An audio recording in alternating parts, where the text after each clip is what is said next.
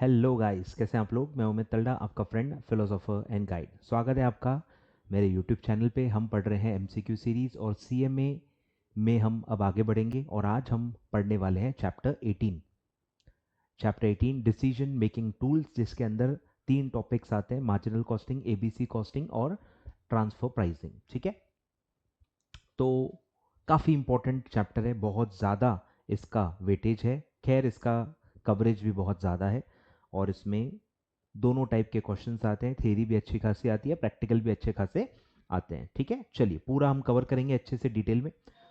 और एक क्वेश्चन हमारा पुराना भी पेंडिंग है, वो भी हम कंप्लीट कर लेंगे।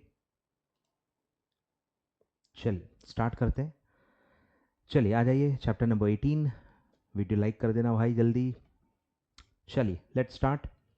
Question number 1, a low margin of safety, low margin of safety usually indicates. ठीक है, अगर आपका मार्जिन ऑफ सेफ्टी कम है तो इसका क्या नॉर्मल रीजन हो सकता है।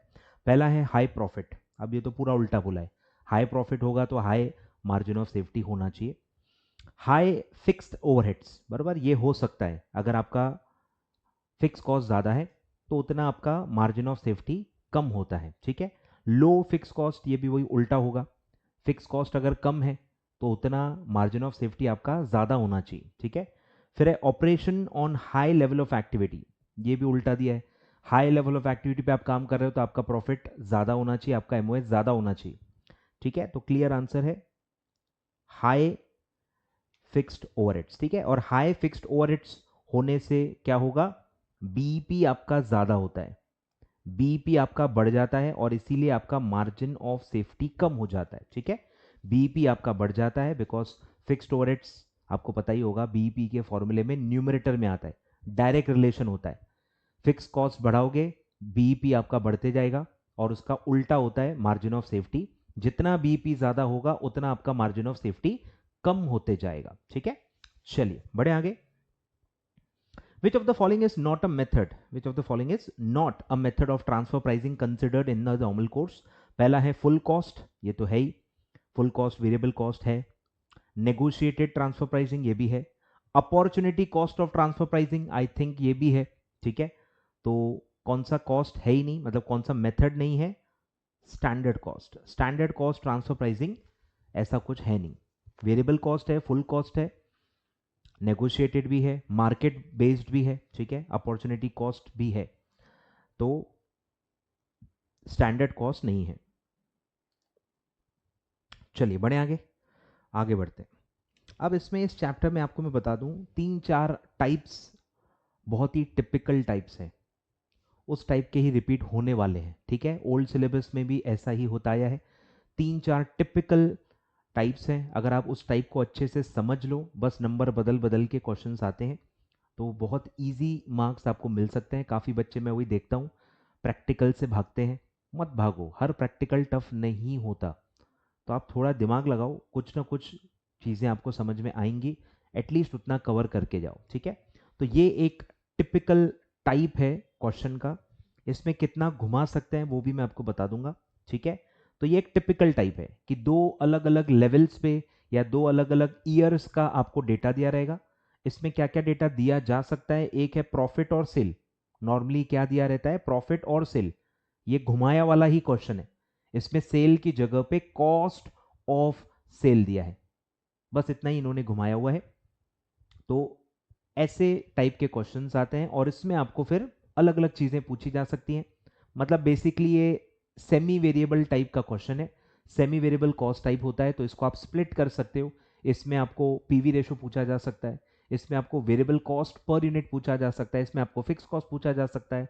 तो ऐसे 2-3 क्वेश्चन इसमें वो पूछे जा सकते हैं, तो आपको चेंज वाला फॉर्मूला यूज करना होता है इसमें। तो चलिए देखते हैं क्या है इसमें। तो ये एक टिपिकल टाइप है, one of the most repeated type है। ओल्ड सिलेबस में तो ऑलमोस्ट हर अटेम्प्ट में इस टाइप का क्वेश्चन रिपीट होता आया है। न्यू में भी मेरी एक्सपेक्टेशन है कि ये टाइप काफी आएगा और 2-3 बार आई थिंक आ भी चुका है।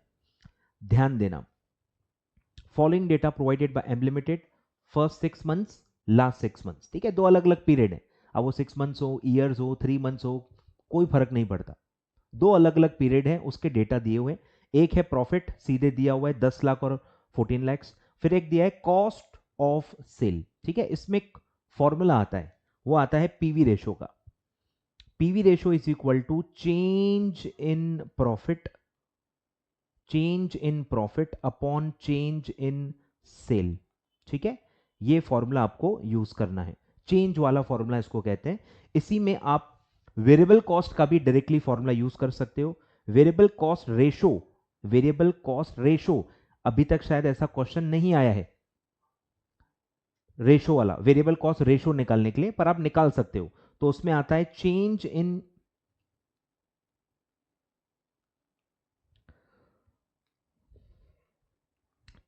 इन total cost upon change in sale, ठीक है। आपको ध्यान देना है, दोनों में डिनोमिनेटर सेल है, सिर्फ न्यूमरेटर अलग है। प्रॉफिट का डिफरेंस निकालोगे तो आपको पीवी रेशो मिल जाएगा, टोटल कॉस्ट का डिफरेंस निकालोगे तो आपको वेरिएबल कॉस्ट रेशो मिलेगा। टोटल कॉस्ट में देखो दो पार्ट्स होते हैं, fix cost, variable cost. Fix cost तो फिक्स होती है, फिक्स कॉस्ट तो फिक्स होती है, तो चेंज क्या हो रहा है, वेरिएबल कॉस्ट, इसलिए उसका ये फॉर्मूला है change in total cost upon change in sale. तो उससे आप वेरिएबल कॉस्ट रेशो निकाल सकते हो। अब इसी को आप वेरिएबल कॉस्ट पर यूनिट के लिए भी यूज कर सकते हो। अगर आपको दो अलग अलग लेवल के यूनिट्स दिए हैं तो वेरिएबल कॉस्ट पर यूनिट आ जाएगी। आ रहा है कुछ समझ में? तो डेटा पे डिपेंड करता है, लॉजिक बस आपको ध्यान रखना है, ठीक है। तो इसमें आप निकाल सकते हो change in total cost upon change in output या यूनिट्स या जो भी बोलो, ठीक है। इसको इंटू 100 नहीं करना है क्योंकि ये यूनिट्स में है, ठीक है, परसेंटेज में नहीं निकालना है।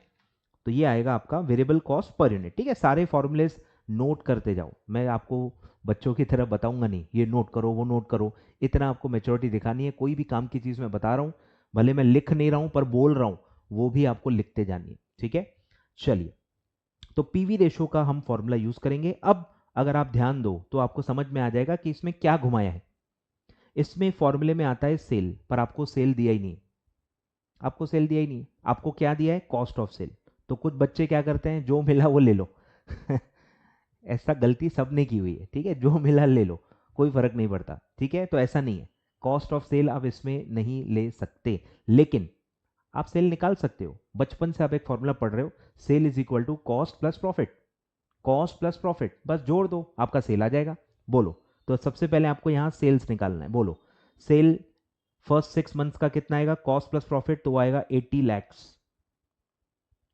और इसका कितना आएगा 90 लैक्स, ठीक है। तो बस ये एक स्टेप एक्स्ट्रा इसमें परफॉर्म करनी थी और कुछ भी अलग नहीं था, ठीक है। बोलो, तो change in profit higher minus lower करना है आपको, ठीक है, पॉजिटिव आंसर आना चाहिए।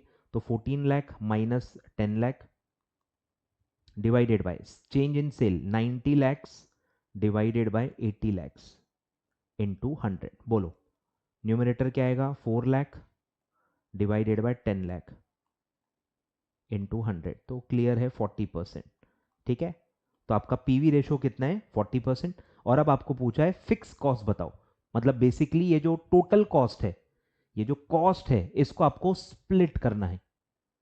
वेरिएबल कॉस्ट पर यूनिट मिल गई है, अब मुझे बताओ variable cost, sorry PV ratio मिल गया है। पीवी रेशो से आप क्या निकाल सकते हो, पीवी रेशो से कंट्रीब्यूशन निकल सकता है, ठीक है।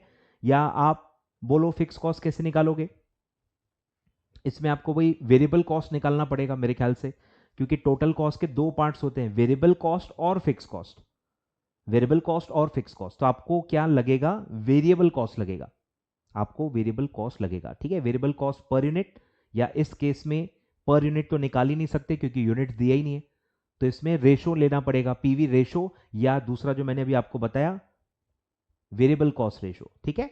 तो ये आपके ऊपर है, डायरेक्टली ऐसा डेटा देके आपको पीवी रेशो पूछा जा सकता है, लेकिन पीवी रेशो नहीं पूछा है, ठीक है। तो ये मैंने पीवी रेशो के हिसाब से आपको बता दिया, डायरेक्टली ऐसा डेटा देके पीवी रेशो पूछा जा सकता है, तो वो आएगा आपका 40%। अब आपको लेकिन एक्चुअल में क्या पूछा है, फिक्स कॉस्ट। तो फिक्स कॉस्ट के लिए आपको क्या करना पड़ेगा, अच्छा इसमें एक और रास्ता है, सॉरी, इसी में से भी निकल सकता है, ध्यान दो।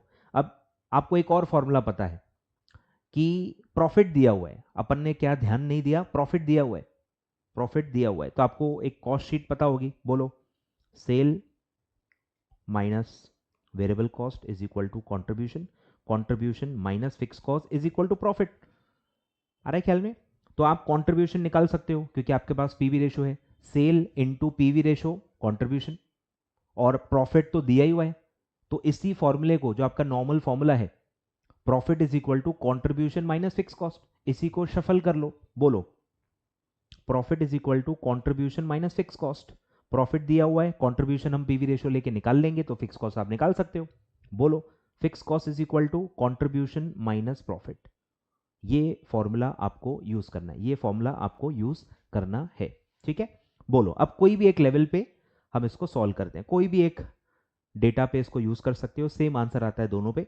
बोलो, ये हो गया पहला स्टेप, पीवी रेशियो निकाल लिया। सेकेंड स्टेप, कंट्रीब्यूशन निकालो। बोलो, कंट्रीब्यूशन इज इक्वल टू, मैं फर्स्ट 6 मंथ्स ले रहा हूं, तो 80 लाख सेल इनटू 40%, 8 4 32, यानी 32 लाख आपका कंट्रीब्यूशन आएगा। और अब थर्ड स्टेप पे वो फॉर्मूला लगाओ, fix cost is equal to contribution minus profit. Contribution है आपका 32 लाख और प्रॉफिट आपको ऑलरेडी दिया हुआ है 10 लाख, 10 लाख ऑलरेडी दिया हुआ है, तो ये आएगा आपका 22 लाख। क्लियर है? तो अप्रोच समझो, अप्रोच समझो। पहले हमने क्या किया, पीवी रेशियो निकाला। पीवी रेशियो के लिए लगता है सेल, हमारे पास सेल दिया हुआ नहीं है, तो हमने सेल का फॉर्मूला लगाया, कॉस्ट प्लस प्रॉफिट। तो दोनों लेवल पे कॉस्ट प्लस प्रॉफिट करके हमने सेल निकाला। फिर change in profit upon change in sale से हमने पीवी रेशियो निकाला। पीवी रेशियो से हमने कोई भी एक लेवल पे जाके कॉन्ट्रीब्यूशन निकाल लिया। फिर कॉन्ट्रीब्यूशन में से अगर आप प्रॉफिट माइनस कर लोगे तो आपका आ जाएगा फिक्स कॉस्ट। क्लियर है? आ रहा है ख्याल में? और फटाफट ये दो फॉर्मूलेज भी लिख लो, ठीक है, ये दो फॉर्मूले लिख लो। क्लियर है? मल्टीपल वेज सॉल्व करने के हो सकते हैं। कुछ बच्चे अटक गए होंगे, सर ऐसा भी तो कर सकते हैं। करो ना, किसने रोका है? कोई प्रॉब्लम नहीं है, टिल द टाइम आपका 22 लैक्स आंसर आ रहा है, मुझे कोई भी प्रॉब्लम नहीं है, ठीक है। चलिए आगे बढ़ते हैं। तो ये बहुत ही टिपिकल है, अच्छे से इसलिए मैंने डिटेल में आपको बता दिया है। हल्का हल्का घुमा सकते हैं आपको, पर आपको अप्रोच क्लियर होनी चाहिए, ठीक है। आगे बढ़ते हैं। बोलो, which of the following are examples of key factor. बोलो, इनमें से क्या क्या की फैक्टर है। पहला है सेल वैल्यू या sale quantity. Yes, it can be a key factor. अच्छा, सेल वैल्यू और सेल क्वांटिटी, बोलो हो सकता है क्या? सेल वैल्यू या sale quantity, I think demand बोलना चाह रहे हैं लोग। सेल क्वांटिटी मतलब डिमांड, ठीक है। तो आई थिंक डिमांड हो सकता है, ठीक है, डिमांड हो सकता है, डिमांड हो सकता है, इसको मैं डिमांड इंटरप्रेट कर रहा हूँ। फिर है रॉ मटेरियल क्वांटिटी। यस, ये तो होता ही है, क्वांटिटी हो सकती है शॉर्टेज में। रॉ मटेरियल क्वालिटी, नॉर्मली ये नहीं होता है, क्वालिटी में की फैक्टर नहीं होता है। फिर है लेबर आर अवेलेबिलिटी। यस, जैसे मटेरियल की क्वांटिटी में की फैक्टर हो सकता है, लेबर की आर में भी हो सकता है। फिर है प्लांट कैपेसिटी। यस, ठीक है, तीन बेसिक रिसोर्सेस यही है, मटेरियल, लेबर, मशीनरी, इन तीनों में हो सकता है। फिर है डिमांड। फिर एक और आता है कैपिटल भी हो सकता है, पर आपको दिया हुआ नहीं।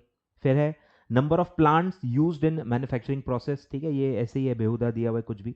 नंबर ऑफ प्लांट्स का कुछ ऐसा नहीं होता है used in the manufacturing process, इसमें कोई की फैक्टर नहीं होता है, कितने यूज कर सकते, ज़्यादा कम, ऐसा कुछ है ही नहीं, ये डायमेंशन ही नहीं है।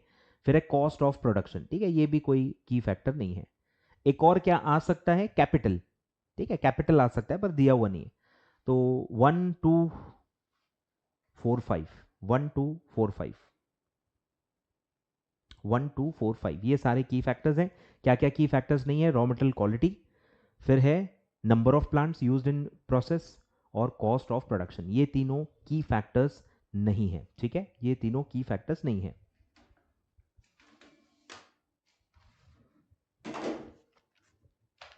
चलो आ रहा है क्या? बढ़े आगे, बढ़े क्या आगे, बढ़े क्या आगे? चलिए, फिर है match the following, list one list two match करना है। बोलो, प्रॉफिट अर्न, लिस्ट टू में से पहचानो प्रॉफिट अर्न किसका आएगा। प्रॉफिट अर्न आएगा margin of safety into PV ratio, याद आ रहा है, margin of safety into PV ratio, तो आएगा नेट प्रॉफिट, तो आएगा प्रॉफिट अर्न। फिर एक classification of cost into fixed and variable, ये कहाँ होता है, मार्जिनल कॉस्टिंग, फिर है both fixed and variable are charge to the product, ये होता है एब्सॉर्प्शन कॉस्टिंग। और फिर है sum of fix cost and profit, तो ये मैंने अब भी यूज किया कंट्रीब्यूशन, कंट्रीब्यूशन का फॉर्मूला ये, तो 2341 2341 2341, ठीक है, काफी इजी है, कुछ भी कंफ्यूजन नहीं है इसमें। बढ़े आगे, आ जाओ भाई, ये भी बहुत मस्त क्वेश्चन है, मतलब कुछ बच्चों को कंफ्यूजन इसमें जरूर होगा, ठीक है, ध्यान दो। Information provided by S limited are given below, fix cost है 24 lakhs, प्रॉफिट है 12 lakhs, ब्रेक इवन पॉइंट दिया है 60 lakhs। आपसे पूछा है अगर, एक अलग ही सिचुएशन दी है, अगर हमारा सेल 120 लाख रहा तो बताइए प्रॉफिट क्या होगा। अब यहां मैं वही कह रहा हूं, कंसेप्ट बहुत इंपॉर्टेंट है कि आपको पता होना चाहिए कि ब्रेक इवन पॉइंट पे क्या होता है, no profit no loss. Break even point पे क्या होता है, नो प्रॉफिट नो लॉस। और एट ब्रेक इवन पॉइंट क्या होता है, fix cost is equal to contribution. तो कुछ बच्चों को कभी समझ में नहीं आता कि सर ब्रेक इवन पॉइंट दिया है 60 लाख, फिर प्रॉफिट क्यों दिया है, प्रॉफिट क्यों दिया है, क्योंकि एट बीपी प्रॉफिट तो जीरो होता है, नो प्रॉफिट नो लॉस वाला जोन होता है ना। तो आपको यही समझना है कि ऊपर का जो दो है फिक्स कॉस्ट और प्रॉफिट, ये एक अलग लेवल के हिसाब से दिया है, ये बीपी पे नहीं दिया है, ये अलग है। फिक्स कॉस्ट तो फिक्स ही होता है, कोई भी पॉइंट उठा लो, फिक्स कॉस्ट तो फिक्स ही रहेगा। तो ये कोई एक पर्टिकुलर लेवल ऑफ सेल के लिए दिया है, वो आपको दिया नहीं है कि क्या लेवल ऑफ सेल है, आ रहा है ख्याल में। तो वो आपको इतनी अंडरस्टैंडिंग होनी चाहिए कि ठीक है, ये दो डेटा अलग कोई लेवल पे दिए और वो लेवल हमको दी नहीं है कि वो क्या सेल की लेवल है, क्योंकि उसकी जरूरत भी नहीं है।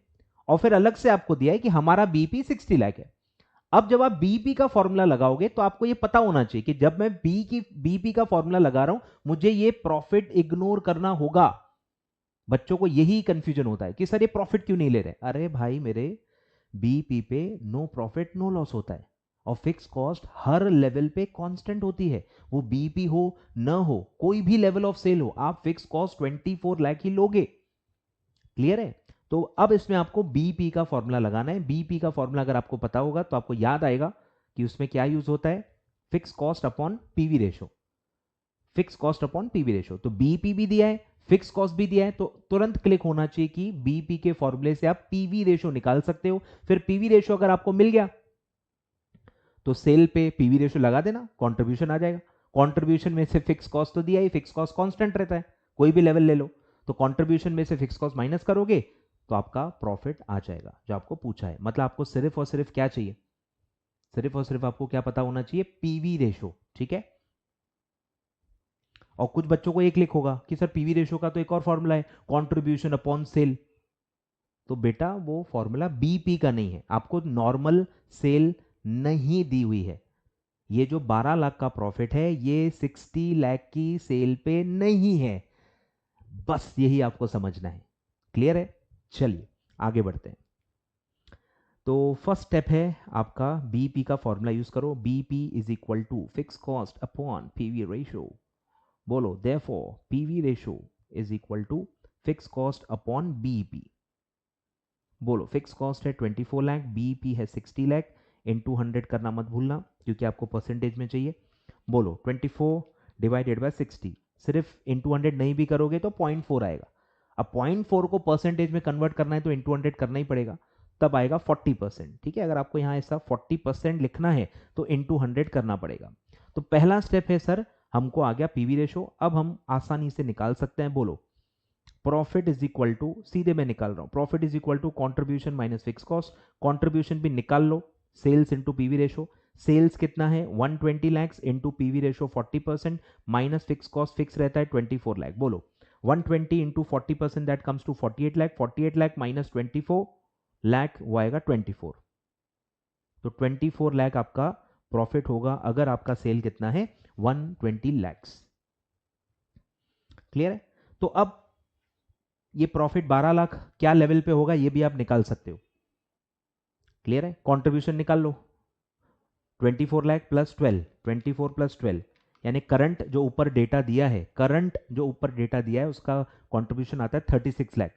तो contribution divided by PV ratio कर लो 40%, तो आएगा 90 लाख। मतलब ये जो डेटा है, ये जो प्रॉफिट है 12 लाख, ये कौन सी लेवल का है? 90 लाख की सेल का है। वो आपको दिया नहीं है। अब दिया भी होता 90 लाख तो आप क्या कर लेते? समझ रहे हो, इसलिए नहीं दिया है। बट बीईपी अलग है, बीईपी पे नो प्रॉफिट नो लॉस होता है। ठीक है, चलिए। तो आई होप आपको फ्लो समझ में आ गया। बहुत ही आसान क्वेश्चन है। पहले आपको पीवी रेशो निकालना है बीईपी के फॉर्मूले से। पीवी रेशो से आपका कंट्रीब्यूशन आ जाएगा, कंट्रीब्यूशन माइनस फिक्स कॉस्ट करोगे तो आपका प्रॉफिट आ जाएगा। ठीक है, चलिए बढ़े आगे। बोलो, in an activity based costing system the allocation basis पंचवर्ड क्या है? The allocation basis that are used for applying cost to services to procedures are called as cost driver. ठीक है, पढ़ा होगा आपने एबीसी कॉस्टिंग में। जिस बेसिस पे आप चार्ज करते हो वो होता है कॉस्ट ड्राइवर। आगे बढ़ते हैं। बोलो, inspection of product is an example of. बोलो, अलग अलग आप एबीसी में लेवल्स पढ़ते हो, unit level, batch level, product level, facility level. ठीक है, तो कौन से लेवल का कॉस्ट है? इंस्पेक्शन। अब इंस्पेक्शन आप जब करते हो, इंस्पेक्शन कैसे होता है? इंस्पेक्शन कैसे होता है? एक एक का आप अलग अलग पूरा इंस्पेक्शन करते हो या लॉट का पूरा एक साथ इंस्पेक्शन करने जाते हो? आप पूरा लॉट का ही एक साथ इंस्पेक्शन करते हो ना, जितना भी गोडाउन में पड़ा है पूरा एक बैच को आप इंस्पेक्ट करते हो, बरोबर? तो काफ़ी जो चीज़ें हैं, जैसे परचेसिंग है, परचेसिंग के बाद रिसीविंग ऑफ मटेरियल है, फिर इंस्पेक्शन हो गया, तो ये सारे बैच लेवल के एक्टिविटीज़ हैं। ठीक है, तो आएगा बैच लेवल। इंस्पेक्शन क्या आएगा? बैच लेवल एक्टिविटी आएगा। ठीक है, बढ़े आगे। आगे बढ़ते हैं। फिर है question number 9, a company has profit volume ratio of 40%। अब ये भी बहुत ही ज़बरदस्त क्वेश्चन है। ठीक है, अब इसमें पहले मैं बोल दूं कि भैया जो मेरा आंसर आपके बुक्स में दिया है वो गलत है। ठीक है, पहले मैं एडमिट कर लेता हूं कि मेरी भी इसमें गलती हुई है और ज़्यादा नॉलेज इसका रीज़न है। ठीक है, बहुत ज़्यादा नॉलेज होना, अलग अलग टाइप के क्वेश्चंस किए होना, यही प्रॉब्लम बन जाता है काफ़ी बार। इसलिए मैं कहता हूँ ज़्यादा क्वेश्चन भी सॉल्व मत करो, कन्फ्यूजन हो जाएगा। ठीक है, तो क्या कन्फ्यूजन था, मैंने क्या गलती की है, इसी क्वेश्चन को आपको घुमा के भी पूछा जा सकता है, तो बता दूंगा मैं। ठीक है, ध्यान दो। तो ये काफ़ी अच्छा क्वेश्चन है, ध्यान दो। A company has PV ratio 40%, by what percentage must variable cost be decreased? आपका सेलिंग प्राइस कम हो रहा है, देखो, to offset 25% reduction in selling price. आप सेलिंग प्राइस रिड्यूस कर रहे हो 25% से। अब अगर आप वेरिएबल कॉस्ट चेंज न करो तो आपका पीवी रेशियो सीधे कम हो जाएगा। इतनी अंडरस्टैंडिंग आपको होनी चाहिए कि अगर आपका सेलिंग प्राइस कम हो रहा है, सीधे सीधे आपका कंट्रीब्यूशन कम हो जाएगा, सीधे सीधे आपका पीवी रेशियो कम हो जाएगा, अगर आप वेरिएबल कॉस्ट कांस्टेंट रखोगे तो ये आपसे यही जानना चाहते हैं कि अगर मैं सेलिंग प्राइस कम कर रहा हूं तो मुझे वेरिएबल कॉस्ट कितना कम करना चाहिए ताकि मेरा पीवी रेशियो सेम रहे। अब क्या सेम रखना है? पीवी रेशियो, कंट्रीब्यूशन कांस्टेंट नहीं रखना है। अब देखो फर्क पड़ जाता है, यहां फर्क पड़ जाता है, मैथमेटिक्स का फर्क पड़ जाता है। अगर मैं पीवी रेशियो कह रहा हूं तो वो एक अलग थिंग होती है, और अगर मैं एक्चुअल कंट्रीब्यूशन का अमाउंट कह रहा हूं तो वो अलग बात होती है। कैसे, ये मैं आंसर समझाते वक्त आपको बताऊंगा। ठीक है, तो बेसिकली अपन को पीवी रेशियो सेम रखना है। अब काफी जो मैथमेटिक्स जिनके पल्ले नहीं पड़ता वो क्या बोलेंगे कि सर सेल 25% से कम कर रहे हैं, वेरिएबल कॉस्ट भी 25% से कम कर दो, बात खत्म। तो होता ऐसे ही है, मैं मानता हूं, मतलब एक्चुअली ये सही है, पर ये हर वक्त अप्लाई होगा बोल नहीं सकते। ठीक है, लॉजिकली सही है। सेम रेशियो से अगर आप आइटम्स कम कर रहे हो, सेल भी एक सर्टेन परसेंट से कम हो रही है, वेरिएबल कॉस्ट भी उतने ही परसेंट से कम होगी, तो पीवी रेशियो कांस्टेंट ही होगा। तो ये लॉजिक सही है, ये लॉजिक सही है। ठीक है, तो आप इसको लॉजिक से भी सॉल्व कर सकते हो। एक्चुअली मैंने बहुत ज़्यादा कॉम्प्लिकेट कर दिया था इसको, क्योंकि मेरा इंटरप्रिटेशन थोड़ा अलग हो गया था इस वजह से। तो ये एक्चुअल में ईजी है कि अगर मेरा सेल्स 25% से कम हो रहा है और अगर मैं वेरिएबल कॉस्ट भी 25% से ही कम कर दूं तो मेरा पीवी रेशियो सेम रहेगा। सिंपल है। ठीक है, तो इसको आप क्रॉस चेक कर सकते हो। ठीक है, डेटा ले लो, एक मेरा एग्जिस्टिंग लेवल रख लो और एक मेरा न्यू लेवल रख लो। अज्यूम कर लो चलो कि सेल है मेरा 100, तो बोलो पीवी रेशो अगर आपका 40% है तो आपका वेरिएबल कॉस्ट रेशो कितना होगा, बचा हुआ 60%। तो या तो आप डायरेक्टली कंट्रीब्यूशन भी ले सकते हो, तो माइनस वेरिएबल कॉस्ट 60% आएगा 60, और आपका कंट्रीब्यूशन आएगा 40% यानी 40। ठीक है, अब ये कह रहे हैं, अब ये क्या कह रहे हैं कि हमको पीवी रेशो कांस्टेंट रखना है। ठीक है, तो अब पहले न्यू सेल निकालो। न्यू सेल क्या आएगा, 100 का 25% माइनस कर दो, एक सेकंड। ठीक है, तो बोलो 100 का 25% रिड्यूस कर लो तो वो आएगा 75। और अब मैं वही कह रहा हूं कि क्या कांस्टेंट रखना है, पीवी रेशो। तो ये अब 40% में किसका लूंगा, 40% किसका लूंगा, 100 का ही लूंगा क्या, नहीं 100 का नहीं लूंगा, मैं न्यू सेल का लूंगा। तो 75 का 40% अगर आप निकालोगे तो कितना आएगा बोलो, 75 का 40% दैट कम्स टू 30। तो बोलो बैलेंसिंग फिगर निकालो, वेरिएबल कॉस्ट बैलेंसिंग फिगर हो जाएगा 75 माइनस कंट्रीब्यूशन, तो वो आएगा पीवी रेशो, तो ये आएगा 45। तो अगर आप ये अब रिडक्शन देखोगे तो ये रिडक्शन भी 25% ही आएगा। ठीक है, तो 60 माइनस 45 वो आएगा 15 डिवाइडेड बाय 60 इंटू 100, तो आएगा 25%। तो आप ये क्रॉस चेक भी कर सकते हो, कोई दिक्कत नहीं। ठीक है, तो लॉजिक वाइज भी सॉल्व हो जाता है। सेल जितने परसेंट से कम हो रहा है उतने परसेंट से या वेरिएबल कॉस्ट भी कम कर दोगे तो आपका पीवी रेशो कांस्टेंट होगा। ठीक है, अब मैं कह रहा हूं जो मेरा कंफ्यूजन था, let me discuss that also, कि अगर मैं यहां सेम पीवी रेशो के जगह सेम कंट्रीब्यूशन लिख दूं तो सर क्या फर्क पड़ेगा, कुछ भी नहीं। जिनको बेस समझ में नहीं आता वो ऐसे ही कहेंगे यस सर फर्क पड़ जाता है, क्यों नहीं फर्क पड़ेगा।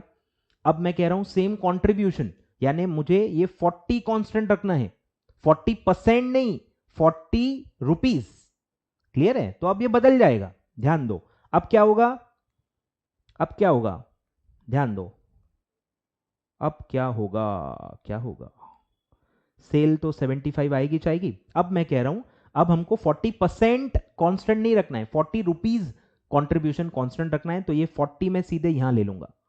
तो अब मुझे बैलेंसिंग फिगर बताओ कितना आएगा, 35 आ जाएगा। फर्क पड़ जाएगा, देखो 40% और 40 रुपीज में फर्क है। तो अगर आप प्रॉफिट कांस्टेंट रखो, कंट्रीब्यूशन कांस्टेंट रखो तो आंसर बदल जाएगा। ठीक है, तो मैं ये सोच के क्वेश्चन सॉल्व कर रहा था कि सेम प्रॉफिट या सेम कंट्रीब्यूशन रखना है, बट उन्होंने कहा है सेम पीवी रेशो रखना है, तो आंसर में फर्क पड़ जाता है।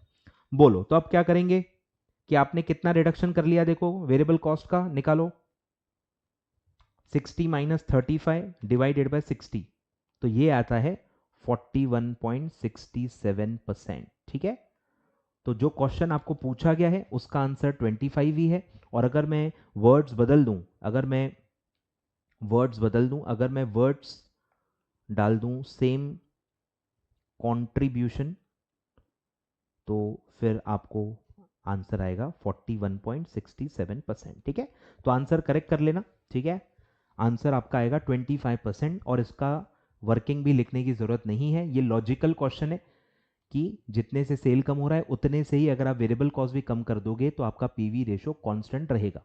ठीक है, तो ये लॉजिक बेस्ड क्वेश्चन है। क्लियर है, आई होप कोई कंफ्यूजन नहीं है। अब कमेंट में मत पूछना, अब कमेंट में मत पूछना, बहुत डिटेल में अच्छे से समझा दिया है। नहीं समझा होगा 5 मिनट पीछे जाओ वीडियो में, फिर से सुन लो कि मैंने क्या कहा है। ठीक है, आगे बढ़ते हैं, लेट्स प्रोसीड। अब ये कॉस्ट शीट बेस्ड क्वेश्चन है। ठीक है, बहुत ही अच्छा क्वेश्चन है, कॉस्ट शीट बेस्ड क्वेश्चन है। इसमें एक प्रॉब्लम है हल्का सा, इसमें आपको इन्वेंट्री वैल्यूएशन की मेथड नहीं दी है, इसमें आपको इन्वेंट्री वैल्यूएशन की मेथड नहीं दी है। एमसीक्यू में ऐसा इंस्टीट्यूट ने नहीं करना चाहिए था, क्योंकि फिर आंसर में नन ऑफ अबव भी दिया है। मतलब इतनी बड़ी गलती इंस्टीट्यूट कैसे कर सकता है ड्राफ्टिंग में।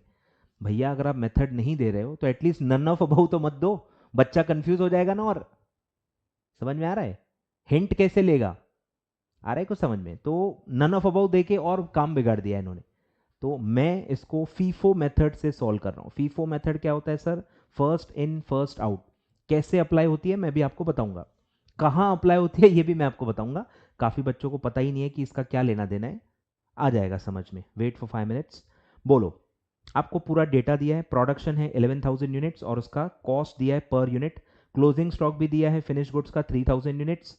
अब उसमें देखो प्राइस ही नहीं दी, यहां आपकी घंटी बजनी चाहिए कि सर सर सर सर आपने देखा कि क्लोजिंग स्टॉक का वैल्यू ही नहीं दिया, तो हम निकालेंगे कैसे, अमाउंट में से क्या यूनिट माइनस करेंगे क्या? तो यहां इन्वेंट्री वैल्यूएशन की मेथड यूज करनी है कि how will you value this closing stock. तो उसके लिए मेथड्स लगती हैं, first in first out, last in first out, average cost method, ये मेथड्स होती हैं। तो नॉर्मली एक्सेप्टेबल मेथड कौन सी होती है, फीफो। तो मैं फीफो लगाऊंगा, कैसे लगाऊंगा वो मैं आपको बताऊंगा। सबसे पहले आगे पूरा क्वेश्चन पढ़ लेते हैं कि ओपनिंग स्टॉक है 2000, अब ओपनिंग स्टॉक का दिया हुआ है 14 रुपीज, आए ख्याल में? अब सर इसका क्यों दिया है, क्योंकि पिछले साल का क्लोजिंग स्टॉक है, पिछले साल का क्लोजिंग इस साल का ओपनिंग, तो पिछले साल का क्लोजिंग तुमने वैल्यू कर चुके हो, पिछले साल ऐसे ही तुमने फीफो लगा के वैल्यू कर दिया होगा ना, तो वैल्यू तो सेम रहेगी ना। हर साल सिर्फ क्लोजिंग स्टॉक को ही वैल्यू किया जाता है और जो आप वैल्यू निकालते हो वो अगले साल अपने आप क्लोजिंग ओपनिंग स्टॉक अगले साल बन जाता है, ठीक है। तो ये 14 रुपीज वैल्यूएशन आपने पिछले साल ही कर लिया था। फिर है selling and distribution expenses 20% of cost of sale. अब बेस उल्टा है सब में, ध्यान देना है, मैं बताऊंगा आपको पूरा जब मैं टेबल बनाऊंगा। तो 20% कॉस्ट ऑफ सेल का है। फिर है प्रॉफिट 25% ऑन सेल है, ठीक है। हम कॉस्ट से चालू कर रहे हैं, तो रिवर्स वर्किंग आएगी, मैं आपको बताता हूं। अब आपसे पूछा क्या है sir, profit per unit, profit per unit, कौन से यूनिट, सोल्ड वाले, प्रोडक्शन वाला बेस नहीं आता है नॉर्मली प्रॉफिट क्या होता है, पर यूनिट सोल्ड। प्रॉफिट किस पे होता है, प्रोडक्शन पे होता है कि सेल पे होता है, बताओ जरा, सर खुजाओ बोलो, प्रॉफिट किस पे कमाते हैं अपन, प्रोडक्शन पे कमाते हो या सेल पे कमाते हो? ऑब्वियसली हम सेल पे कमाते हैं, तो इसलिए आपको बेस क्या लेना है, यूनिट्स सोल्ड, ठीक है। वो भी दिया नहीं है, वो भी निकालना पड़ेगा, बोलो। तो सबसे पहले वही निकाल लो, यूनिट्स सोल्ड निकाल लो, यूनिट्स सोल्ड। तो उसका क्या फॉर्मूला आता है, opening plus production minus closing, ठीक है। सेम रॉ मटेरियल वाला क्वेश्चन फिनिश गुड्स पे भी लगता है, opening finish goods plus production of finish goods minus closing finish goods is equal to unit sold, ठीक है। बोलो, ओपनिंग क्वांटिटी 2000, प्रोडक्शन 11,000, क्लोजिंग 3,000, बोलो कितना आएगा, 13 माइनस 3 10। तो 10,000 यूनिट्स आपने बेचे हैं, ठीक है, 10,000 यूनिट्स आपने बेचे हैं। अब ध्यान दो, अब यहां से मैं कॉस्ट शीट चालू कर रहा हूं। सबसे पहले बोलो ओपनिंग स्टॉक से चालू करो, ओपनिंग स्टॉक कितना है सर, 2000 इंटू 14, 14 टू ज़ा 28, 28,000। फिर है ऐड प्रोडक्शन दिया हुआ है 11,000 इंटू 11.5, कितना आएगा, 1,26,500, ठीक है। और अब माइनस करना है क्लोजिंग स्टॉक, और इसके लिए आपको करना पड़ेगा वैल्यूएशन, इसके लिए करना पड़ेगा वैल्यूएशन। बोलो, तो वैल्यूएशन कैसे करेंगे, फीफो मेथड से, फर्स्ट इन फर्स्ट आउट। बोलो, मेरे पास क्लोजिंग स्टॉक में 3,000 यूनिट्स हैं।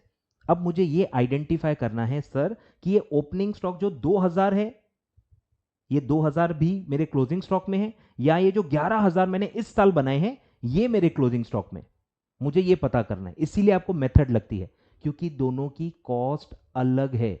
ओपनिंग स्टॉक की कॉस्ट लगी है आपको 14 रुपीज, करंट ईयर के प्रोडक्शन की कॉस्ट लगी है 11.5 रुपीज, इसीलिए मेथड की जरूरत है। और हम क्या मान रहे हैं, फर्स्ट इन फर्स्ट आउट, मतलब 2,000 जो पहले आए, ओपनिंग स्टॉक सबसे पहले आएगा, तो ओपनिंग स्टॉक जो हमने बनाया वो पहले बेच दिया, ओपनिंग स्टॉक पहले बनाया बेच दिया, तो वो हमारे स्टॉक में कैसे हो सकता है, 2,000 यूनिट्स आपके पास आए बन के, फिर आपने पहले वो बेच दिए ना, और जो चीज पहले बेच दी वो आपके स्टॉक में हो ही नहीं सकती।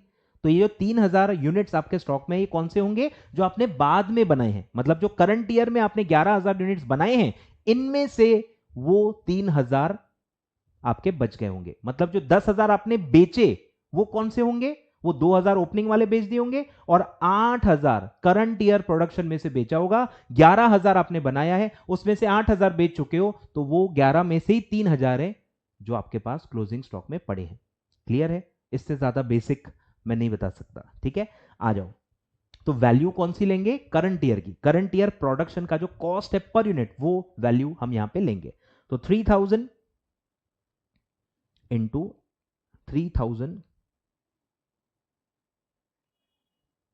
इंटू 11.5, ठीक है। बेसिकली ये 14 लेंगे या 11.5 लेंगे, ये हमको मेथड से पता चलता है, ठीक है। तो वो करंट ईयर में से है, तो हमने 11.5 ले लिया। बोलो कितना आएगा? 34,500, ठीक है। तो जो बेचा ही नहीं वो हटा दो, वो आपका कॉस्ट है ही नहीं, वो अगले साल में कैरी फॉरवर्ड होगा, माइनस कर दो। बोलो तो कॉस्ट ऑफ प्रोडक्शन कितना होगा? कॉस्ट ऑफ प्रोडक्शन कितना होगा?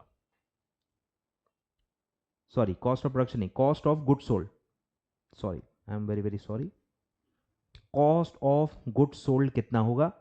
28,000 plus 126,500 minus 34,500, that comes to round figure 1,20,000, ठीक है। ये है आपका कॉस्ट ऑफ गुड सोल्ड। और अब यहाँ पे ऐड होंगे सेलिंग एंड डिस्ट्रीब्यूशन एक्सपेंस, लेकिन सेलिंग एंड डिस्ट्रीब्यूशन का बेस क्या है? Cost of sale, cost of good sold नहीं है। मतलब ये 1,20,000 का 20% नहीं है। इसीलिए मैं कह रहा था कि ये रिवर्स वर्किंग है, कि ये जो कॉस्ट ऑफ गुड सोल्ड है, इसमें जब आप सेलिंग डिस्ट्रीब्यूशन ऐड कर देते हो, इसके बाद निकलता है कॉस्ट ऑफ सेल। आए ख्याल में? तो रिवर्स वर्किंग आएगी। Let cost of sale, let cost of sale be 100। Cost of sale अगर 100 है तो भैया सेलिंग एंड डिस्ट्रीब्यूशन कितना आएगा? बोलो 20% ऑफ कॉस्ट ऑफ सेल। तो ये 100 आपने माना है, तो ये आएगा 20। और अब मुझे बताओ कि कॉस्ट ऑफ गुड सोल्ड क्या आएगा? अगर आपका कॉस्ट ऑफ सेल 100 है, उसके अंदर सेलिंग एंड डिस्ट्रीब्यूशन 20 है, तो आपका कॉस्ट ऑफ गुड सोल्ड कितना होगा? 80 रुपीज। 120 मत बोलना, पाप लगेगा, ठीक है। तो फॉर्मूला क्या होता है? Cost of good sold plus selling and distribution is equal to cost of sale. Concept clear करो। Cost of good sold plus selling and distribution is equal to cost of sale. तो cost of sale में से आपको selling and distribution minus करना पड़ेगा, तब निकलेगा cost of good sold. तो 100 माइनस 20, 100 माइनस 20 वो आएगा 80, ठीक है। तो अगर मेरा कॉस्ट ऑफ गुड सोल्ड 80 है, तो सेलिंग एंड डिस्ट्रीब्यूशन 20 आएगा और कॉस्ट ऑफ सेल 100 आएगा। इसको अब यूज करो। बोलो, अब आपको सेलिंग एंड डिस्ट्रीब्यूशन निकालना है। बोलो, मेरे पास अमाउंट किसका है? कॉस्ट ऑफ गुड सोल्ड का। तो 1,20,000, कॉस्ट ऑफ गुड सोल्ड का बेस कितना है? 80। 80 इनटू क्या निकालना है? Selling and distribution. अगर 80 कॉस्ट ऑफ गुड सोल्ड है, तो मेरा सेलिंग एंड डिस्ट्रीब्यूशन कितना है? 20। तो मैं करूंगा इनटू 20, तो मेरे को सीधे मिल जाएगा सेलिंग एंड डिस्ट्रीब्यूशन। तो 1,20,000 divided by 80 into 20, that comes to 30,000। तो आपका कॉस्ट ऑफ सेल आएगा 1,50,000।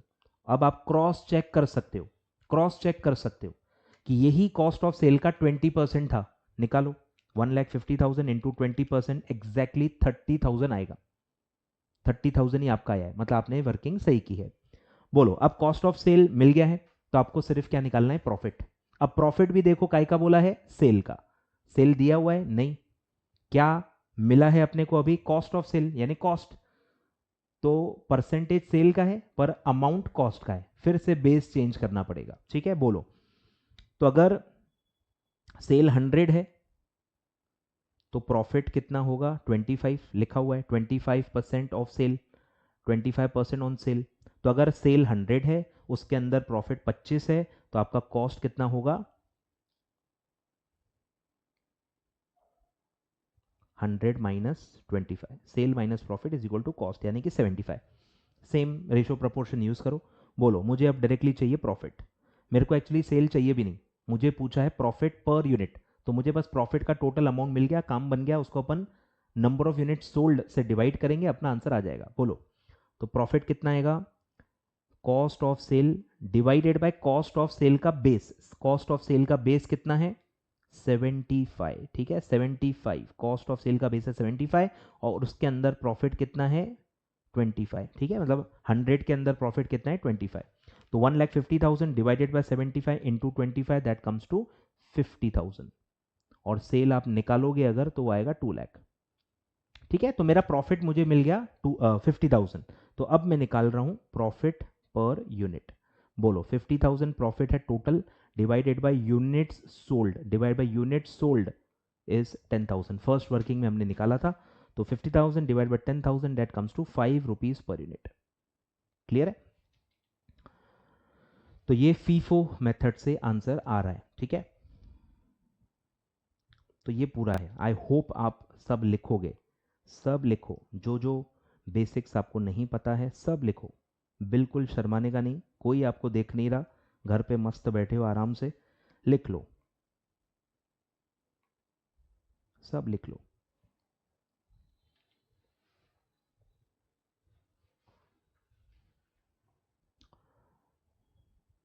आ रहा है, समझ में आ रहा है कुछ कि नहीं आ रहा है भाई? ये ऑफलाइन सेशंस में यही प्रॉब्लम है, समझ में नहीं आता आपको समझ में आ रहा है कि नहीं। लाइव सेशंस में इंस्टेंट रिएक्शन मिल जाता है तो एक अलग ही मज़ा आता है पढ़ाने में। चलिए, तो आई एम अज्यूमिंग कि आपको समझ में आ गया है, आगे बढ़ते हैं। ठीक है, ये भी एक अपने आप में अलग ही टाइप है और ये टफेस्ट है, पूरा उल्टा उल्टा, हर चीज़ उल्टी है, तो इससे ज़्यादा टफ कुछ नहीं आ सकता। ठीक है, इसमें और इजी आ सकता है, डायरेक्टली भाई आपको प्रॉफिट कॉस्ट पे दिया जाएगा तो आप डायरेक्टली मल्टीप्लाई करके निकाल सकते हो, रिवर्स वर्किंग करने की जरूरत नहीं पड़ेगी। सेलिंग एंड डिस्ट्रीब्यूशन भी directly cost of goods sold पे दिया रहेगा, मेथड का नाम भी दिया रहेगा, तो वो थोड़ा और इजी होते जाएगा। ये सबसे टफ क्वेश्चन है। ठीक है, 1 मार्क के हिसाब से आप देख सकते हो, बहुत ज्यादा लेंदी है। आगे बढ़ते हैं, लेट्स प्रोसीड। चलिए, question number 11, which of the following is not a method of transfer pricing? बोलो। मार्केट बेस्ड है, कॉस्ट बेस्ड है, नेगोशिएटेड भी है, तीनों के तीनों मेथड्स हैं, इसलिए आंसर क्या आएगा? None of above. तीनों के तीनों मेथड्स हैं तो आंसर आएगा नन ऑफ अबव। क्लियर है? आगे बढ़ते हैं, आ जाओ। अब ये भी एक अपने आप में अलग ही क्वेश्चन है, ये भी अपने आप में अलग ही क्वेश्चन है। ठीक है, सब देखो एक एक एक एक आया है और यही टाइप के मेरे हिसाब से अब रिपीट होंगे, सब एक एक एक एक आ चुका है, अब यही टाइप नंबर बदल बदल के आपको आ सकते हैं। A company sells its 2 products J and K. ठीक है, 2 प्रोडक्ट आप बेचते हो, मल्टी प्रोडक्ट है, 2 प्रोडक्ट्स हैं। अब उनका सेल्स मिक्स दिया है कि उनका क्वांटिटी का मिक्स कितना है, मतलब दोनों इक्वल प्रपोर्शन में आप नहीं बेचते हो, हर प्रोडक्ट में एक सेल्स मिक्स होता है। अगर आप एक से ज़्यादा प्रोडक्ट में डील करते हो तो आपका एक रेशो होता है, मिक्स होता है, तो वो दिया हुआ है 4:3 कि अगर 4 यूनिट्स में जे के बेचता हूं तो मैं के 3 यूनिट्स बेचता हूं, 4:3 आपका ये रेशो है। फिर है कंट्रीब्यूशन मार्जिन, आपको दिया है पर यूनिट जे में आप 40 रुपीज कमाते हो और के में आप 20 रुपीज कमाते हो। फिर आपको टोटल बिजनेस का कॉमन जो होता है, पूरे बिजनेस का दोनों प्रोडक्ट का मिला के कॉमन टोटल फिक्स कॉस्ट है महीने का 3,08,000, ये कॉमन है जे और के का मिला के। सर अलग अलग क्यों नहीं दिया? क्योंकि वो अलग अलग लगती नहीं है, फिक्स कॉस्ट टोटल में कांस्टेंट होती है, पूरे फैक्ट्री की लगती है, तो वो टोटली होती है, you can not split it into J and K. ठीक है, तो ओवरऑल फिक्स कॉस्ट दिया है पर मंथ, और फिर आपसे पूछा है compute individual break even point of product J and K. Individual break even point आपको पूछा है, बोलो। तो ब्रेक इवन पॉइंट का फॉर्मूला क्या है? Fix cost upon PV ratio, fix cost upon PV ratio. ठीक है, अब इसमें यूनिट्स में दिया है, तो यूनिट्स का फॉर्मूला क्या है? Fix cost upon contribution per unit. याद आ रहा है? फॉर्मूलेस पढ़े हैं ना, पढ़ के बैठे हो ना कि नहीं? ठीक है, तो यूनिट्स वाला फॉर्मूला क्या होता है? Fix cost upon contribution per unit. अब बस यहां कॉन्ट्रीब्यूशन पर यूनिट कौन सा लेना है? फिक्स कॉस्ट टोटल है तो कंट्रीब्यूशन भी टोटल आएगा, कि एक सेल्स मिक्स अगर आप बेचोगे, कंट्रीब्यूशन पर सेल्स मिक्स या पर कॉम्बो, जो भी बोलो, इसको एक नाम आपको देना ही पड़ेगा। तो अगर आप एक सेट बेचते हो, 4 इसके 3 इसके, तो कितना कंट्रीब्यूशन होता है वो आपको निकालना है पर कॉम्बो। ठीक है, पर सेल्स मिक्स बेटर रहेगा, बोलो। तो पहले आएगा कंट्रीब्यूशन पर सेल्स मिक्स, बोलो। तो 4 यूनिट्स बेचूंगा जे के और पर यूनिट 40 रुपीज़ मेरा कंट्रीब्यूशन आएगा। फिर मैं 3 यूनिट बेचूंगा के, उसका 20 रुपीज़ कॉन्ट्रीब्यूशन आएगा। तो टोटल कॉन्ट्रीब्यूशन कितना होगा बोलो? 160 + 60 दैट कम्स टू 220। तो पर सेल्स मिक्स, पर सेल्स मिक्स, पर सेल्स मिक्स आपका 220 कॉन्ट्रीब्यूशन है। ठीक है, तो अब हम निकालेंगे कि ऐसे कितने सेल्स मिक्स आपको बेचने पड़ेंगे to break even, to recover the fix cost of 3,08,000। ऐसे कितने सेल्स मिक्स बेचने पड़ेंगे और फिर वो सेल्स मिक्स को स्प्लिट करेंगे इंडिविजुअल में, ठीक है। बोलो, तो break even sales mix, break even sales mix, बोलो total fix cost upon contribution per sales mix. Fix cost है 3,08,000 डिवाइडेड बाय 220, तो कितने सेल्स मिक्स आपको बेचने पड़ेंगे? 3,08,000 divide by 220, that comes to 1400, 1400 sales mix. और 1400 सेल्स मिक्स में अब मुझे बताओ जे के कितने यूनिट्स बनाने पड़ेंगे? 1400 इंटू 4, एक सेल्स मिक्स में जे के कितने हैं? 4 यूनिट्स, तो ये आएगा 5600। और के कितने आएंगे? 1400 इंटू 3, तो ये आएगा 4200, ठीक है। तो ये है आपका इंडिविजुअल बीईपी, ये है आपका इंडिविजुअल बीईपी, ये है आपका इंडिविजुअल बीईपी। आई होप आपको समझ में आया होगा, ठीक है। तो ऐसा करना पड़ेगा क्योंकि मल्टी प्रोडक्ट बिजनेस है, ठीक है, मल्टी प्रोडक्ट बिजनेस है। सिंगल प्रोडक्ट होता तो इतना सब आपको करने की जरूरत नहीं पड़ती, ठीक है। चलिए, आ रहा है ख्याल में?